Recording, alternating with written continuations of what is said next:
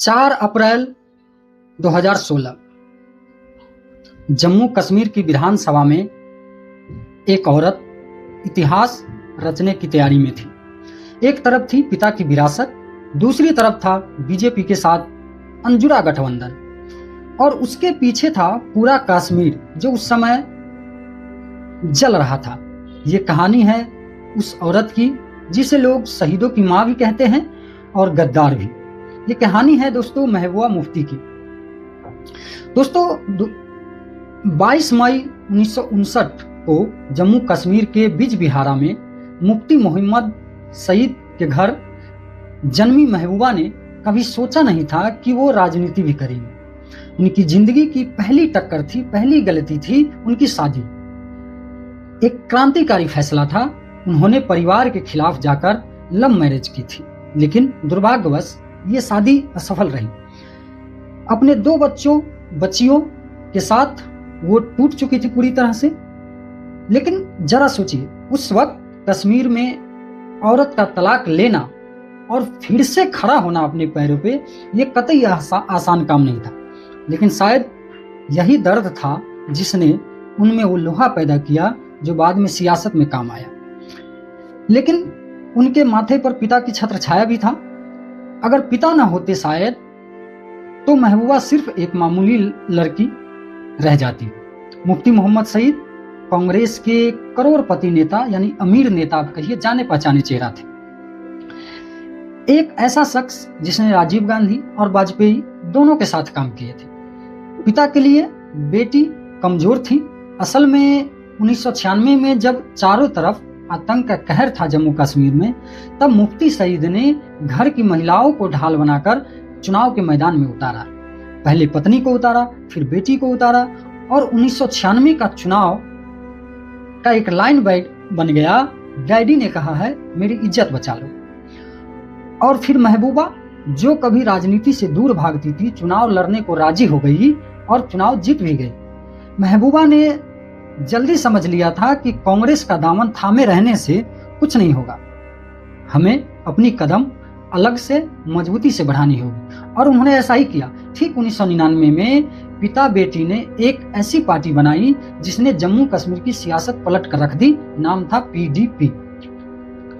महबूबा ने वो किया जो पिता नहीं कर पाए। घर घर गई, जिन बच्चों के सीने पर गोलियां लगी थी उनकी मां के साथ खुद भी रोई और उनके आंसू भी पोंछे। विपक्ष ने उन पर एक गंभीर आरोप भी लगाया, उस समय अलगाववाद का आरोप। लेकिन महबूबा समझ गई थी कि कश्मीर का मुद्दा सिर्फ राजनीति नहीं, एक दर्द है। 2002 में पिता सीएम बने और महबूबा ने असली ताकत पार्टी संगठन में अपनी जमा ली। उनकी लोकप्रियता का राज था उनकी पहुंच, उनकी नॉलेज लोगों तक। पीपुल्स पॉलिटिशियन थे वो। महबूबा मुफ्ती ने कभी हेलीकॉप्टर से चुनाव प्रचार में नहीं उतरा। वो कभी ऑटो में जाती, बिना सुरक्षा के जाती, कभी नॉर्मल गाड़ियों में जाती, यानी दक्षिण कश्मीर की गलियों में उतर कर जाती। उनके मैसेज साफ थे, बातचीत, जवाब में गोली नहीं, डायलॉग चाहिए। फिर क्या, वो कश्मीर की बेटी बनकर उभरी, एक बड़ी चेहरा बनकर उभरी। और 2014 के लोकसभा चुनाव में पीडीपी ने कश्मीर की घाटी की 3 सीटें जीत ली और अब लगा कि अब बारी है गद्दी की। लेकिन इतिहास गवाह है दोस्तों, महबूबा की जुबान ही उनकी सबसे बड़ी दुश्मन रही है। 2016 उरी अटैक के बाद पूरा लश्कर गरज रहा था। बुरहान वानी के इनकाउंटर ने आग लगा के रख दी थी जम्मू कश्मीर में। मीडिया ने पूछा उनसे एक सवाल कि आखिर सरकार क्यों फेल रही। इस सवाल के जवाब महबूबा मुफ्ती को लोगों से दूर कर दिया, क्योंकि उनका सवाल ही ऐसा था। उनका जवाब था जो गोली और घाटी में घायल हुए हैं वो बच्चे दूध या टॉफी लेने नहीं गए थे। ये लाइन कश्मीर के युवाओं के दिल में ऐसे चुभी जैसे कोई माँ अपने बेटे को नकार रही हो। वो बेटी जो कभी माओ का साथ देती थी, उनके आंसू पोंछती थी, आज यह कह रही थी कि ये युवा टॉफी लेने नहीं गए थे। और यही वो मोड़ था जहां से जनता का दिल उनसे रूठने लगा। जनवरी 2016 पिता ने दम तोड़ दिया और अब पार्टी की पूरी कमान महबूबा के हाथ में थी। लेकिन बीजेपी के साथ गठबंधन की डोर टूट रही थी। महबूबा ने वो किया जिसकी किसी को उम्मीद भी नहीं थी। 4 अप्रैल 2016 उन्होंने बीजेपी के साथ फिर से हाथ मिलाया और जम्मू कश्मीर की पहली महिला सीएम बन गई। जिस बीजेपी को महबूबा ने कश्मीर विरोधी कहा था कभी, आज उसकी गोद में बैठकर वो सीएम बनी। विपक्ष ने कहा ये सत्ता का भूत है, लेकिन असली तूफान आना अभी बाकी था। महबूबा का बीजेपी के साथ ये रिश्ता जबरदस्त तनाव भरा रहा। एक तरफ पीडीपी को चाहिए थी समझौता और दूसरी तरफ बीजेपी, जो अपने सिद्धांतों के लिए जानी जाती है, उनको चाहिए थी सख्ती जम्मू कश्मीर में।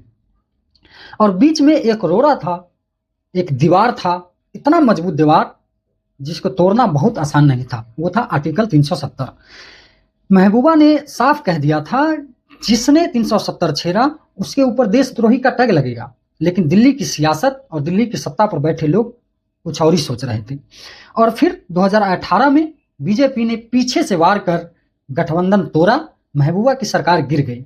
और 2019 में जब 3 तलाक बिल पास हुआ और देश ने पुलवामा का बदला लिया, ठीक उसी दौरान 5 अगस्त 2019, ये तारीख गवाह है, सुबह के 4 बज रहे थे, पूरे देश टीवी पर देख रहा था कि आर्टिकल 370 जम्मू कश्मीर से हट गया। जम्मू कश्मीर के स्पेशल स्टेटस का ये टैग कागज का एक टुकड़ा बन के रह गया।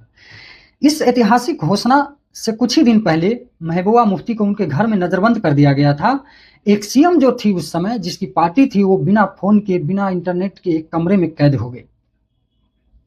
और जब महबूबा नजरबंद से बाहर आई, तब तक सब कुछ बदल चुका था। उनकी पार्टी टूट चुकी थी, जमीन पर पार्टी का कुछ भी नहीं बचा था। लेकिन महबूबा ने हार नहीं मानी। उन्होंने कश्मीर में एक नया प्रयोग शुरू किया, काठवाड़। ये उनकी बानी है, यानी बात करो, बैठो और सुनो। युवाओं के दर्द को समझने का एक यह नया नाटक था। लेकिन सवाल वही है, क्या वो युवा जिसके दिल में अब भी टॉफी वाली बात चुभ रही थी, क्या वो आज उनकी सुनेंगे? और आज महबूबा मुफ्ती उस दौर से गुजर रही है जो शायद उनके बस में नहीं है और शायद नहीं कभी होगा। क्यों? क्योंकि वो एक ऐसी नेता थी जिसने मुरीद बनने से इनकार कर दिया था, लेकिन अंत में वो कुर्सी के लिए सब कुछ मोल ले बैठी थी। देखिए, कश्मीर की सियासत एक पहेली है जिसको सुलझाना बहुत ही कठिन है, आसान नहीं है। मुफ्ती मोहम्मद सईद ने एक सपना देखा था। उस सपने को महबूबा ने हकीकत बनाने की कोशिश तो की, लेकिन रास्ते में वो खुद ही गुम हो गई और अभी तक गुम है।